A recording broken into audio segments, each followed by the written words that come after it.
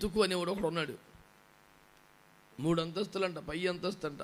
అంత ఎత్తెక్కి అక్కడికి వెళ్ళి కిటికలు కూర్చున్నాడు. పోయేకాలం కాకపోతే ఏంది అది అడి అసలు పోనాడు. పెద్ద సురుకైనవాడు, నిద్రమొహం ఉంటాడు. అంత నిద్రమొహం వాడు కిటికీలు ఎందుకురా కూర్చోవటం? అపోస్తలుడైన పౌలయ్య గారి వాక్యం చెప్తాను పోయాడు అంటాడు. ఏం మనిషి అన్నాడు? నాకు లాంటి అంటే మనం అర్థం చేసుకోవచ్చు. పౌలయ్య గారి వాక్యం అంటే ఏంటండి అసలు? యుగముల పూర్వము నుండి మరుగైన మర్మాలన్నీ బోధించే గొప్ప దైవజనుడు. పరదేశులకు వెళ్ళి మనుషులు ఎవరినో పలకకుండా మాటలు స్వయంగా యేసుప్రభు చెప్తే సబ్జెక్ట్ నేర్చుకొచ్చిన మనిషి. అంత మహానుభావుడు వాక్యం చెప్తుంటే నిద్రపోతాడని అంటాడు. గుడిలో ఎంత నిర్లక్ష్యం అడిగి, కడుపులో భయం లేని రకం కదాడు. మరి మందిరానికి వచ్చినప్పుడు ఎట్లా ఉండాలా? ఏ మాట ద్వారా దేవుడు మాట్లాడుతాడో చాలా చురుగ్గా, అలర్ట్గా, ఆసక్తిగా ఉండద్దా?